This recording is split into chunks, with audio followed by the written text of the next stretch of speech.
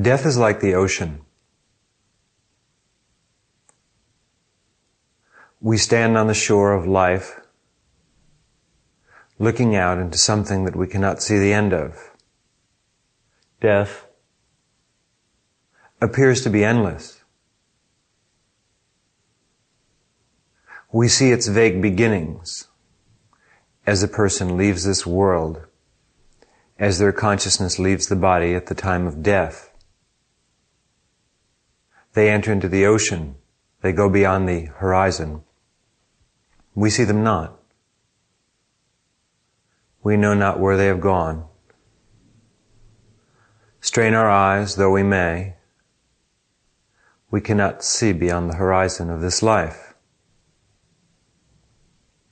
Death is a hidden country. It is a land beyond sight, beyond sound, beyond the conditions, laws and limitations of this world. Today I would like to share with you a few thoughts on the subject of your death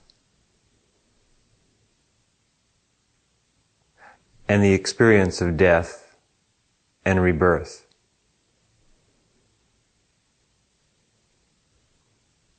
The horizon is not endless, nor is the ocean endless. On the other side of the ocean there is land. On this side of the ocean there is land. The ocean is that body of flux in between the land. While first appearing to be endless, when we journey in our boat into the ocean of existence, we find that while the ocean is vast, it is not endless. Death is not endless, nor is life. Life and death are two states of awareness. Really, there is no life and there is no death. The idea that there is life, the idea that there is death, these are apprehensions that our mind presents to us. What I mean by that is that the sense of life and death that we have is not necessarily correct. You may feel that you know what life is, and surely you do. You know that which you've experienced, but there may be parts of life that you have not yet seen yet. So we can say that you know life to an extent. You probably know even less about death. Yet most people have very fixed ideas about what life and death is. They're quite sure that they know. I would suggest that most people know almost nothing about life and death.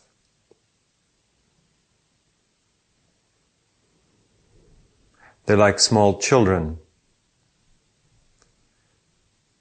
who at the age of 4 or 5 feel they now know all there is to know about our world, its society, structures, political systems.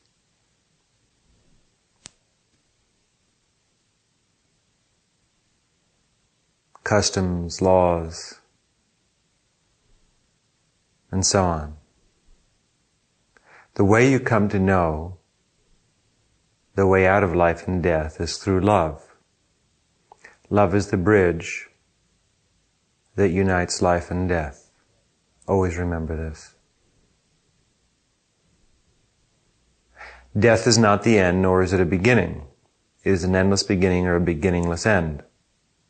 Death is a field of awareness that consummates life. When we live, we feel that we exist. We're on the light side of the moon. we feel that the dark side is somehow different.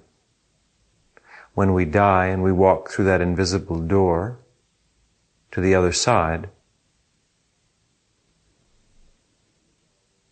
we forget about life.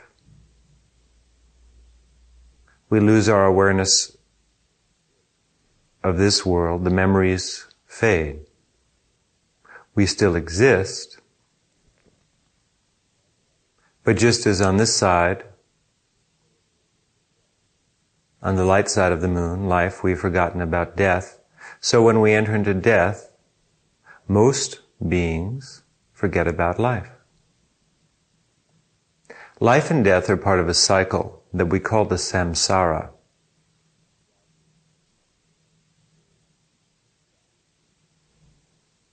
The idea is quite simple.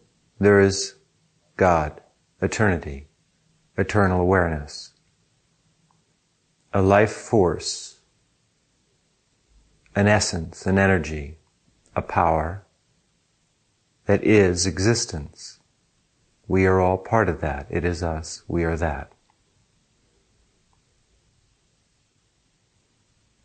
This endless existence has always existed and will always exist.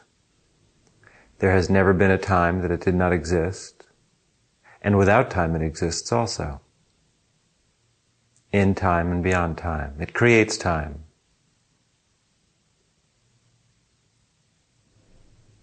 It can do anything in no time.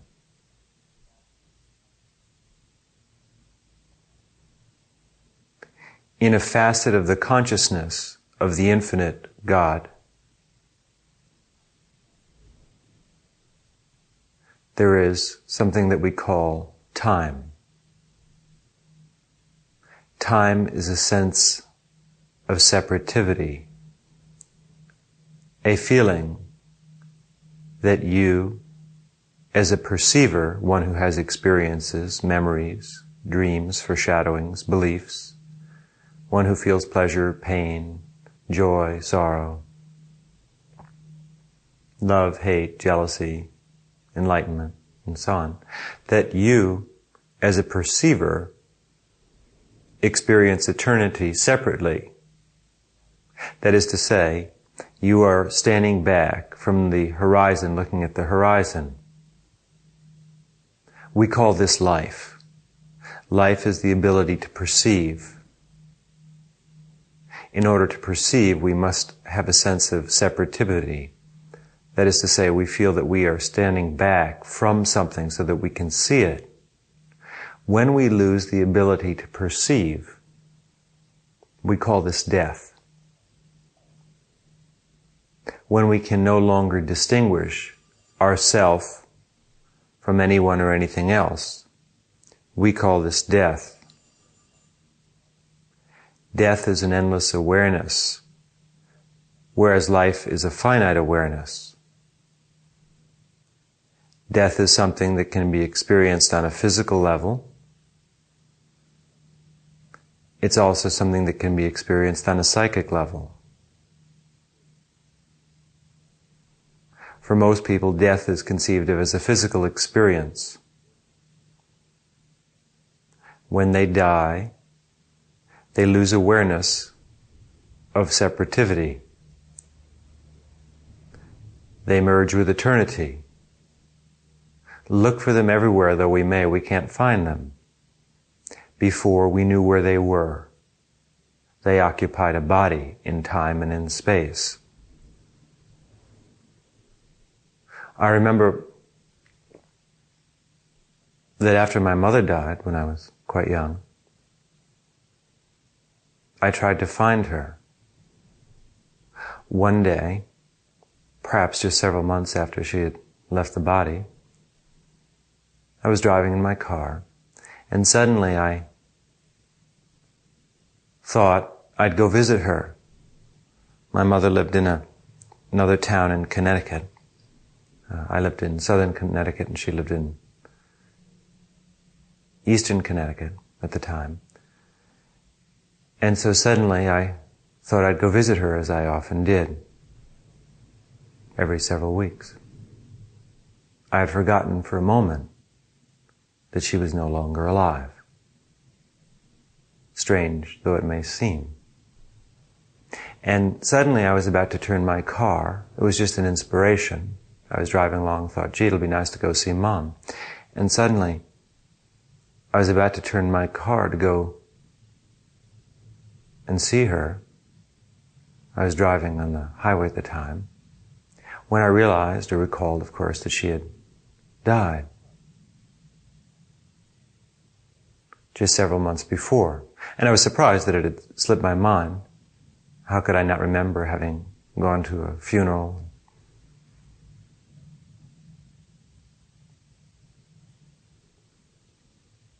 All the things that occur when one we love dies.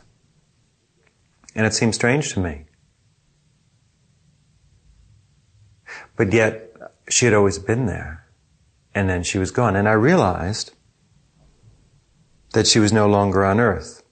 In other words, what I'm suggesting, and this is, I think, a common phenomena for many of us, is that when a person first dies, someone we've been very, very close to, we intellectually accept that they've died, that they're no longer with us. But something inside of us doesn't necessarily accept that right away. It takes a while. And I think it's only till much later, when we're alone, that suddenly it dawns upon us what's really happened. That someone we've been very close to is gone. And I remember thinking, as I was driving on the Merritt Parkway in Connecticut,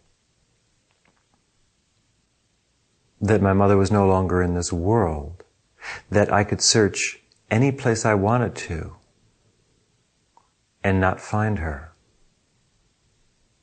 That presence, which I had called Dorothy, was not to be found. It had returned to the source. So death, then, is a change in location. It is not an ending of an energy. Rather, it's an absorption of a field of energy which we call a person, that life essence that you feel inside yourself or inside any living thing. Leaves this plane, this material world, and goes elsewhere.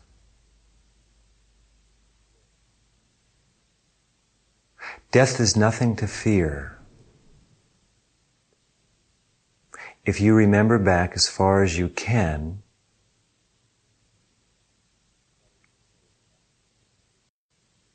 you will remember death. That is to say, the absence of a physical, spatio-temporal location. If you remember that there was a time before this life, when you were not in this life, if you remember back then, you will remember no pain, no fear, no horror. And that's what it will be like when you die. You should never fear death. Death is not unpleasant. Death is not frightening. It's a completion.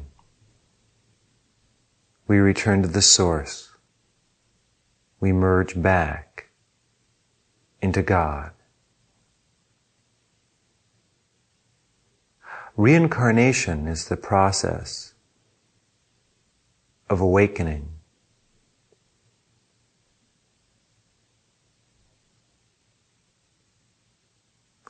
Each one of us has an essence that does not change from lifetime to lifetime.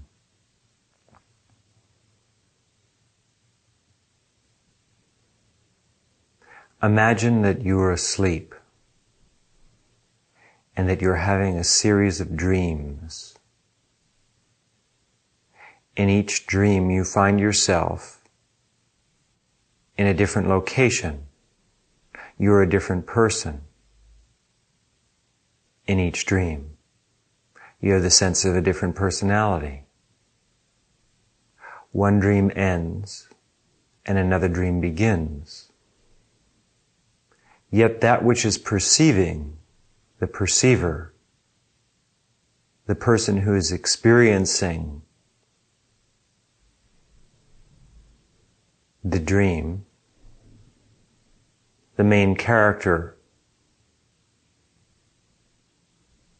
through whose eyes the dream is taking place, is always the same. The personality may be different. You might be having one dream in which you're a woman.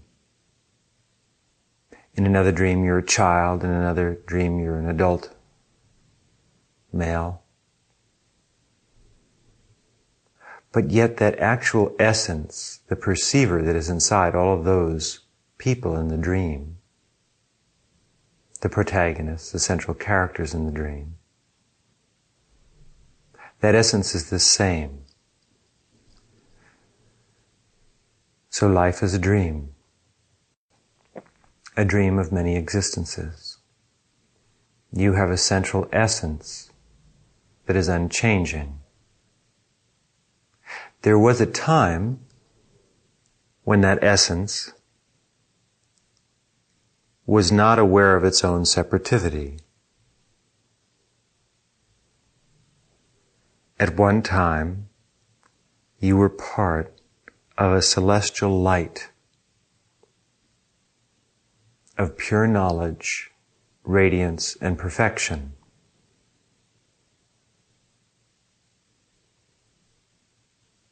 You existed timelessly, endlessly,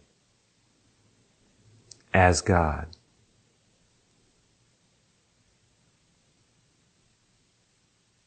Then the eons of eternity moved, and that ultimate intelligence, which is your real self, created a dream which we call this world. Created many, many dreams without the sense of having created them, which we call the different planes of reality, the physical worlds, the non-physical worlds.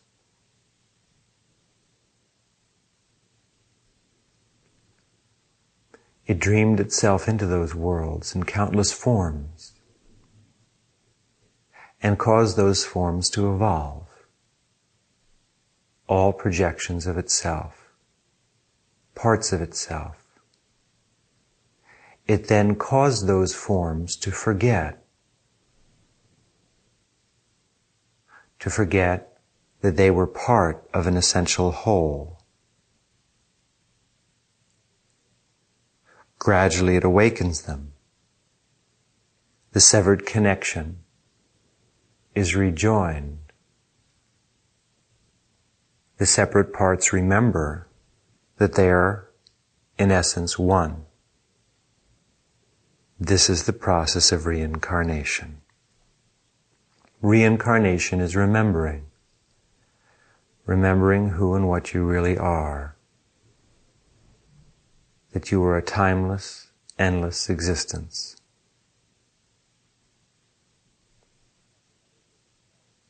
Reincarnation in this world, as in other worlds, follows a process of linear development.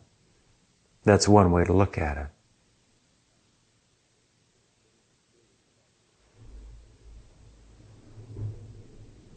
There are many theories about reincarnation.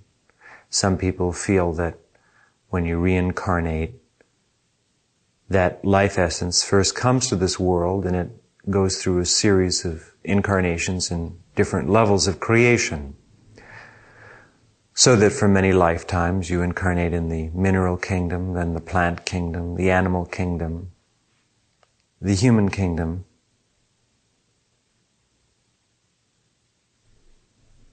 And then eventually a time comes when you leave the human incarnations. You no longer incarnate here, and then you move into subtle incarnations. That is to say, incarnations without a physical body in the other worlds, the non-physical worlds. And that eventually, after countless subtle incarnations, you return to the primeval essence of God. This is a cycle that takes place periodically.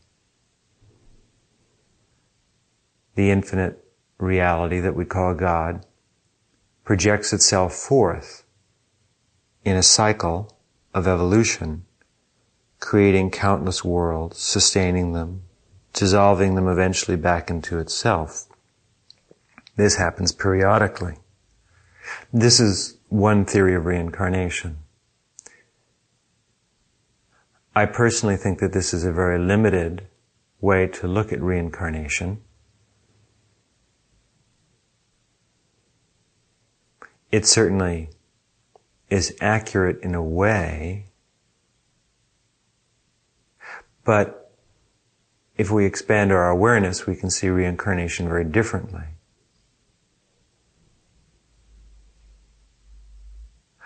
Reincarnation is all about time.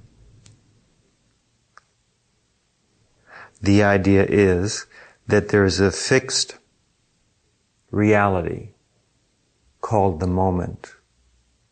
You live in the moment right now. If there's a fixed reality called the moment, meaning the now, then we can divide time. And we can say that not only is there the now, but there's also the future, that which will occur.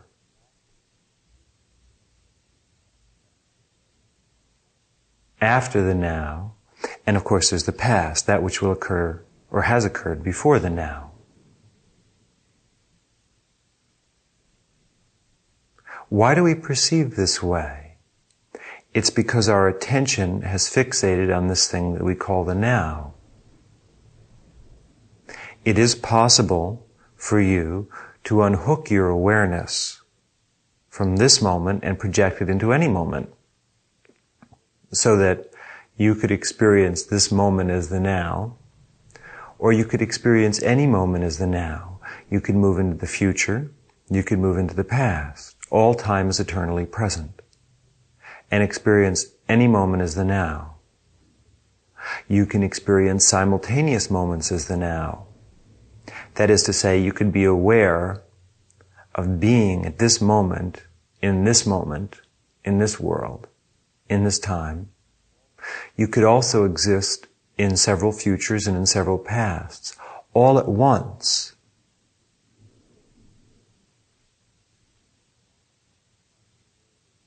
Or you can experience time in a very, very different way. And that is not to divide time into the idea of past, present, or future. Not to have a sense that you've had past lives or that you'll have future lives, but rather just to see that there is no time.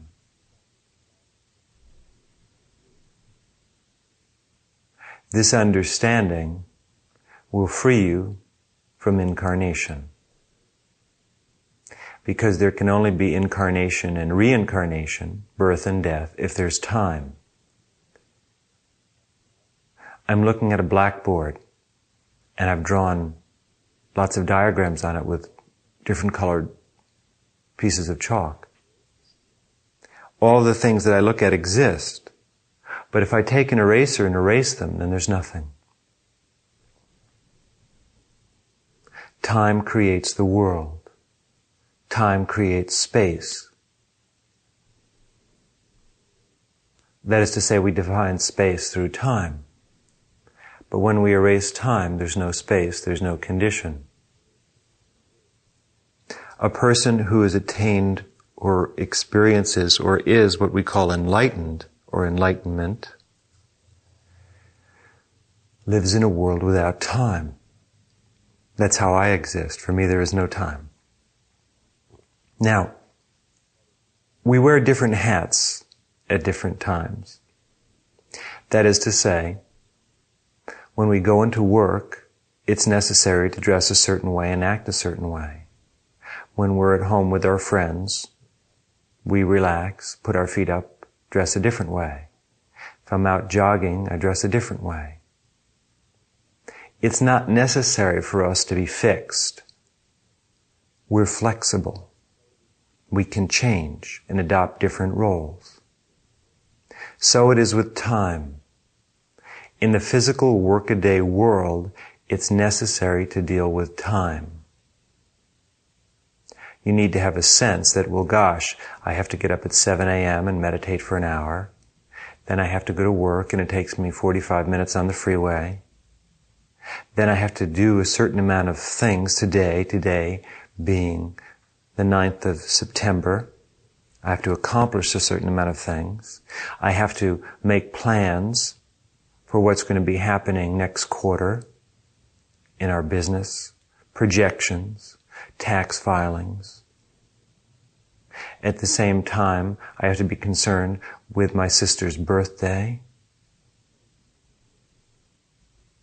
which will be coming up.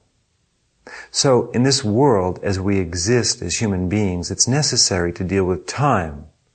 And this does not in any way contradict timelessness. It's a different hat that we wear. Yet while you are operating in time, as you are attending your own funeral, as it were, you can be aware of the timeless. That is to say, you can be in the moment and beyond it at the same moment. They are the same moment. This is the enlightened perspective on time. It's as much of a fixation to say that there's no time exclusively as it is to feel that there is time exclusively. Both are ideas, both are ways of seeing life. But in enlightenment, we flow in and out of all ways and at the same time remain beyond them.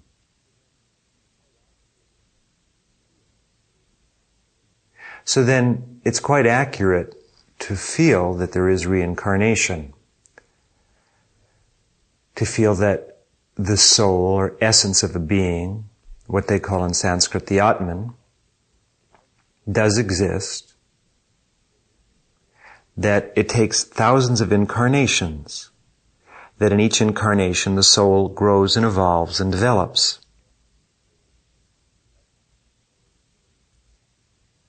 That the soul, the essence,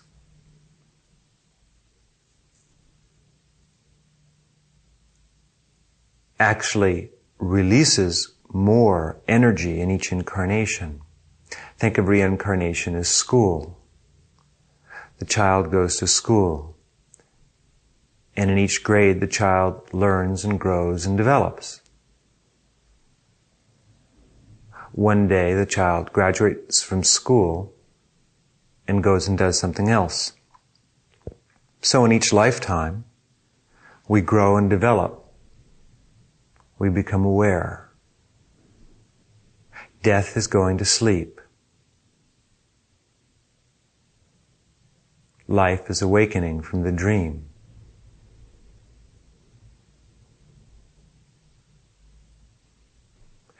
In each human lifetime, looking at the incarnations that you have had on this planet, in the physical world, we evolve, we make progress. It's like climbing up a ladder.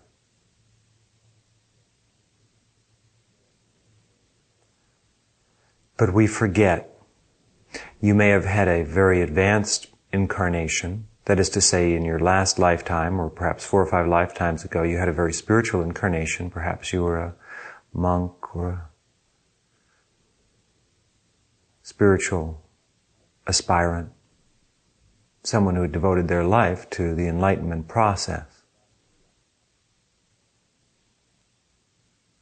But then for the last few lifetimes, you may not have reached that level. While the essence of all your lifetimes is contained within you, just as within the DNA is the racial history of our species. So within the subtle physical aggregate that we call the soul, there's a kind of a history, you might say, of all of our lifetimes. The impressions are there. We don't always reach that point of evolution. It does come back eventually. But what I'm suggesting is that in the process of reincarnation, while it is true that in each lifetime we are making progress, we are growing and evolving, it's not necessarily a straight line. Every incarnation is not, I suppose, what you might call higher than the preceding one. There is an overall course of advancement. We can see a difference.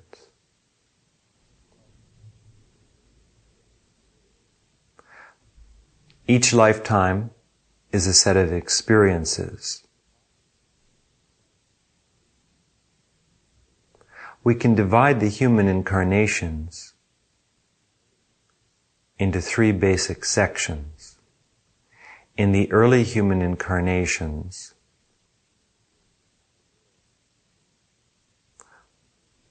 a human being is not aware of much more than the physical. They're not really interested in spirit. They live for sensory gratification, and that's the way they should be. Just aware of the physical. In other words, the outer being, the physical being and physical mind, is not very well connected with the soul essence, which is pure knowledge. A human being will have hundreds or thousands of lifetimes like this. One can say these are like the animal incarnations. And the same soul that is in a human body can have had animal incarnations.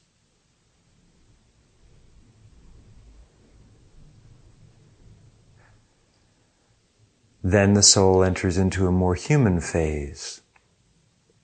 In these incarnations, the intellect becomes more operative. Reason is developed. A person is more in touch with elements of the soul essence.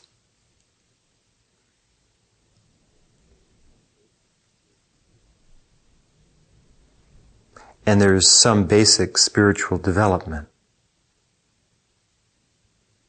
A person becomes interested in religion, things like that. Philosophy. In the third segment of the incarnations,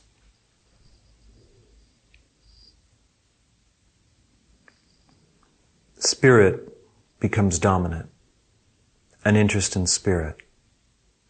After thousands of incarnations in this world, a person begins to meditate and seek their soul essence, to find their identity. That becomes the most important thing in their world.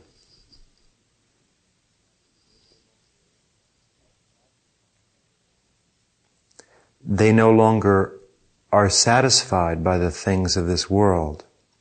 Up until that point, like a child playing with a series of toys, they've been very happy to play with this world, with power, politics, material possessions, love relationships. All of these things have been wonderful toys that have provided hours and hours, lifetimes literally, of amusement. But then a time comes when we put away the toys of childhood and we graduate to something else. And that is the spiritual quest for enlightenment. So we begin our journey. And this journey takes thousands of incarnations. In each lifetime, we learn something new about spirit and its essence. After hundreds of thousands of incarnations, one finally attains enlightenment. Enlightenment doesn't occur in one lifetime. It really occurs gradually over a series of lifetimes. Once you have attained enlightenment, then a number of options are open to you, which we'll talk about in a couple of minutes. But let's consider the off-world incarnations for a minute.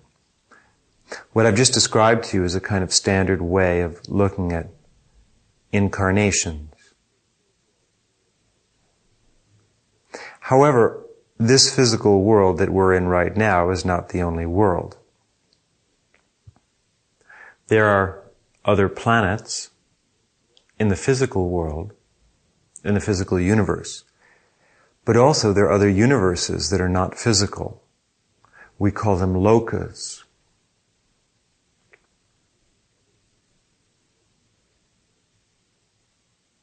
These are other planes of existence, other dreams that God has, that are very, very different than the dream we find ourselves in now.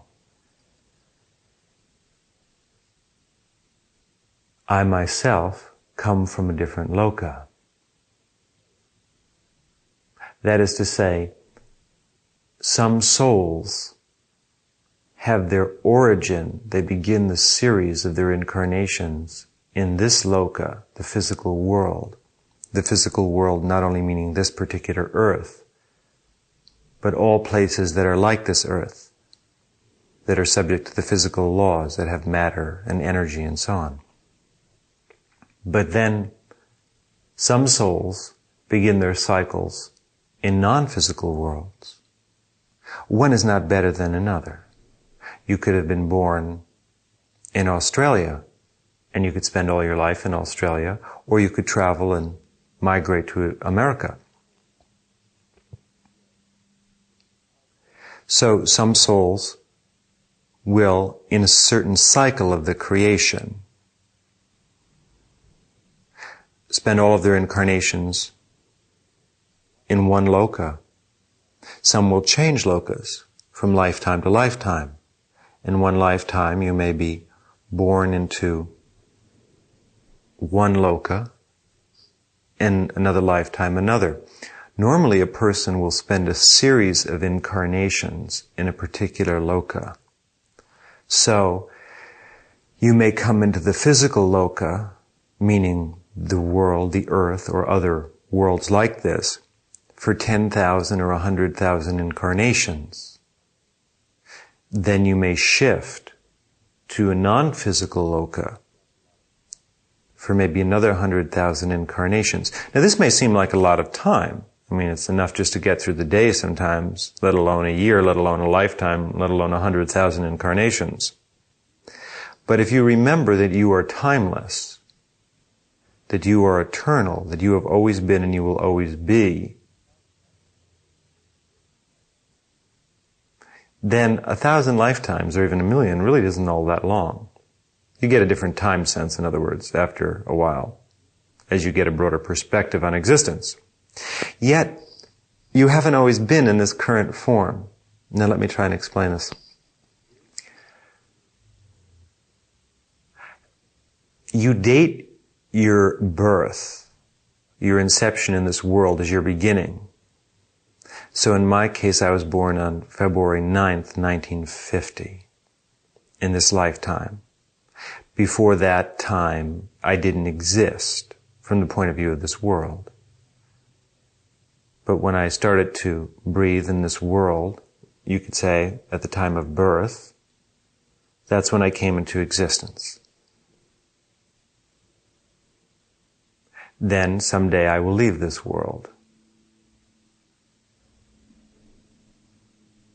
I will no longer be here.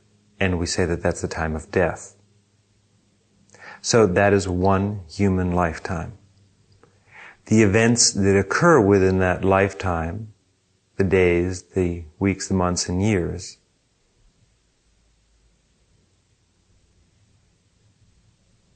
encapsulate our experiences, our feelings, our hopes, our loves, our frustrations, all those different things. Now, from the point of view of reincarnation, we could talk about our existence in a slightly larger form. We could date our existence back to the first incarnation that we had. And just as we have a birthday, so the day we were born in this world, so there was a time when we actually took our first incarnation. Our first incarnation may not have occurred on this earth. It may have occurred billions and zillions of years ago, someplace else. But there was a first one. Now the question arises, of course, immediately, well, what was before that first incarnation? Before that first incarnation, you were the essence. You were not divisible. You were one with God. Then when you first manifested, when you first moved out of that infinite light, and part of that light filled up a form, be it a physical or a subtle physical form, that was your first incarnation. There will eventually be a time when the sleeper awakes from the dream, and you will not take incarnation anymore. But that probably won't be for a long, long time. And when you do, it isn't that you won't be, let's just say you'll be God again. Difficult to explain, but I think you can grasp what I'm pointing in the direction of. So then, your first incarnation may have been in this loka or in another loka. Most people in this world, on this earth, are originally from the physical loka, or from some of the lokas beneath the physical.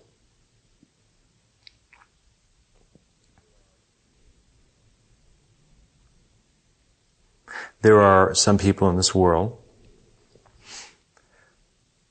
who came from other lokas,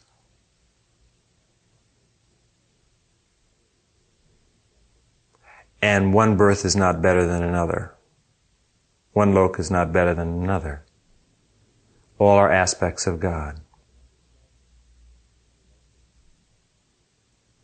But an understanding of the lokas you've passed through can sometimes help you understand why you deal with life the way you do. Some people are very oriented to the physical. And that's because their primary loka of origin has been the physical loka. Others came from lokas of spirit, of light. So they gravitate more to light than they do to earth. They may love the earth, but their natural inclination is more towards light. Others may gravitate more towards energy, because they came from lokas where energy is very manifest in a very strong way. There are a number of different lokas. It's like having different dreams. But ultimately what matters is where you are now. This is the essential point that you should concern yourself with. Where you've been is an interesting historical fact. But where you are at the moment is our primary concern.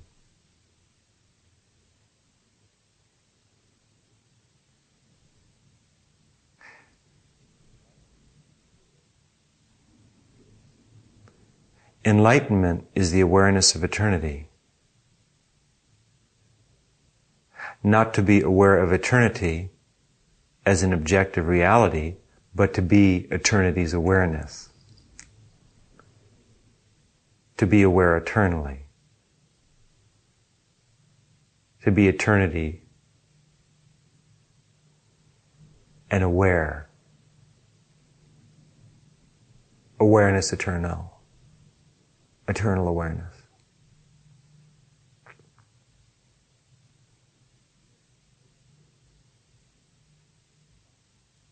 Reincarnation is a process by which that awareness becomes aware of itself.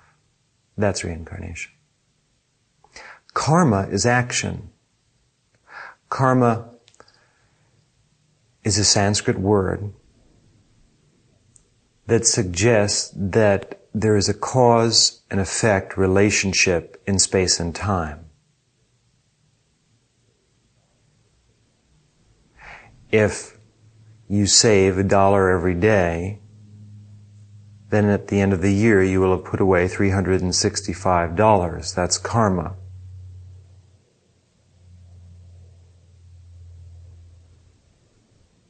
Karma occurs within a particular lifetime.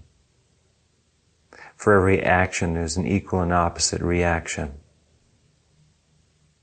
The idea of karma is that if you do something to someone or something, it comes back to you. Most karma is not physical. Any physical karma that occurs actually is a reflection of subtle karma. Most people have a very simplistic idea of karma. That is to say, they think that karma means that because, let's say, you hit someone, someone's going to hit you someday.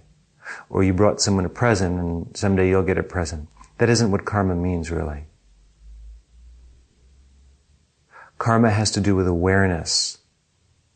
The idea is that you generate a certain field of energy, and that field of energy creates awareness, your awareness. And depending upon the type of energy you generate, that will condition the energy field that you, which you call life, experience. And that there is a causal effect from one lifetime to another between these energy fields that you call life. Your perception of life is regulated by what you did to some extent in your prior existences. If you took a French class and it was introductory French and you studied very well, you did a really good job, then you'll find that when you take a more advanced French course, it'll be easier. If you didn't do a good job, it'll be very difficult. So karma suggests that in each lifetime, we have a certain number of experiences, but that we develop our awareness in a certain way. And that awareness will be with us in our next life. And that awareness will cause our happiness or unhappiness. If you didn't learn a language well and suddenly you went to a foreign country, you might have an unhappy time because you couldn't communicate. If you learned the language well, it might be just the opposite. So if in your past lifetimes you have not become as aware as you could be, then in this lifetime you may be groping with a lot of inner problems. You may be plagued with doubts or frustrations or fears or jealousies or hang-ups. Whereas if you've worked these things out in your past lives, then in this lifetime you'll be able to deal with them more easily.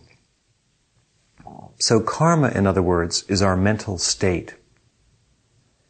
And while our mental state to some degree is affected by the world that we're in, by our parents, societal conditions, and so on, the actual deeper field of awareness, which comes out more specifically when we begin to meditate, but exists to begin with, that general field of awareness that we call personality, that which is behind the ego,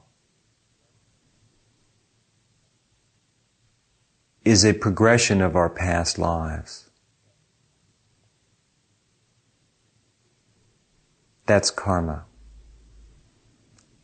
A person who hates, a person who injures others, they experience karma. Some people call that bad karma. Their karma doesn't mean that physical things will happen to them that they've caused to happen to others, but it means that they will suffer because by experiencing a lot of hate, by causing others to suffer, they'll put themselves into a mental state that's very low. And in that lower mental state, which they will also have at their next birth, in that lowered mental state, they will experience anguish and frustration. A person who dedicates their lives to the welfare of others, who gives constantly and works unselfishly for the well-being of others while remaining humble and happy, advances their awareness so that they will experience more happiness in this life and in other lives. So what I'm suggesting is that if you have good karma, that doesn't mean you'll be born into a wealthy family in your next lifetime. Rather, what it means is that you'll have inner wealth. Your awareness of spirit will be greater, and therefore you'll be happier. You could be born into a very wealthy family and be unhappy. You could be mentally deranged. You could be tormented by guilt and jealousies. You could be unhappy. You could be born into a poor family. But if your mind was vast and broad and your spirit conscious, you could be happy. So karma is not a physical reward. It's not a reward at all, nor is bad karma a punishment. They're operable results from things that have been done in prior births or within this lifetime.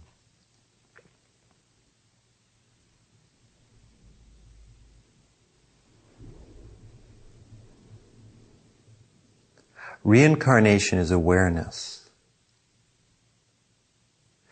You are trying to become aware of the timeless center of existence. In order to access and bring out the knowledge from your past lives, be they past lives in this loka or in other lokas, it's necessary to meditate. A certain amount of this information will come out spontaneously without having to try.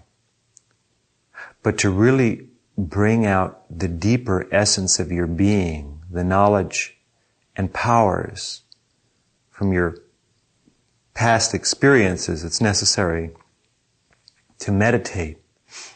When you meditate, you open the doorway to eternal awareness. When your mind is in an operative state, when you're always filled with thoughts, your thoughts and the images of thoughts and ideas that pass through your mind are like a screen that stands between your conscious self and your deeper self. They aggregate of forms, all the different selves within you. When you stop thought, the curtain parts, and the knowledge and powers, all the different selves from your past lives, all the different things that you are, gradually emerge and rejoin you. You become one with them. The personality from this life dissolves, and all the personalities from the other lives emerge one at a time, and then they all merge. All the personalities merge into one being. All of your old friends return. When you meditate for a specific period of time, you stop thought, and this process occurs automatically. You won't necessarily be conscious of it. You'll just be different. But it's important to try and meditate not only at specific fixed times, but all of the time. This will happen automatically. If you meditate each day for an hour or two a day, you open that doorway. You'll find that also then, as time goes on, you'll spontaneously meditate. There'll just be less thought in your mind. There'll be enough thought to think whatever you need to think. But the rest of the time, the mind will be still, and as it's still, you'll become aware.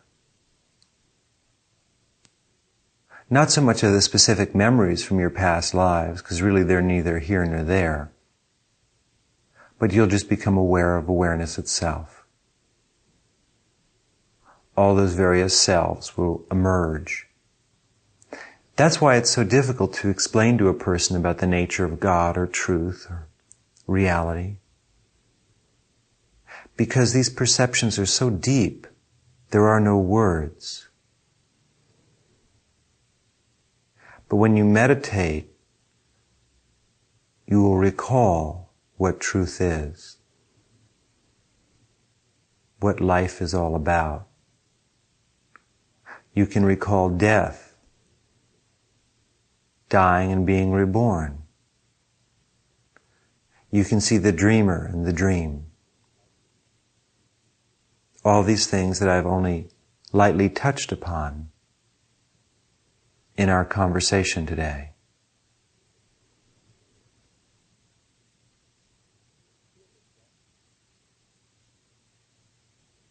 Feel that death is not the end, nor is death a beginning. Death is simply a different dream that we have for a while. There are intermediate states that lie between birth and rebirth, which I'll be discussing on the Tibetan rebirth tape. But what is of real importance, in my estimation, is right now. If you can gain a sense that you exist in this moment and live that moment fully, and at the same time begin to perceive that you are an aggregate, you are not one personality, but that you are a collection of selves that have existed timelessly, and that you even have future selves which you can perceive, and that beyond all those finite selves there's one infinite, perfect reality that human beings call God. If you can perceive that you are all of those things, both within this moment, other moments, other lokas, and yet beyond all of that in nirvana,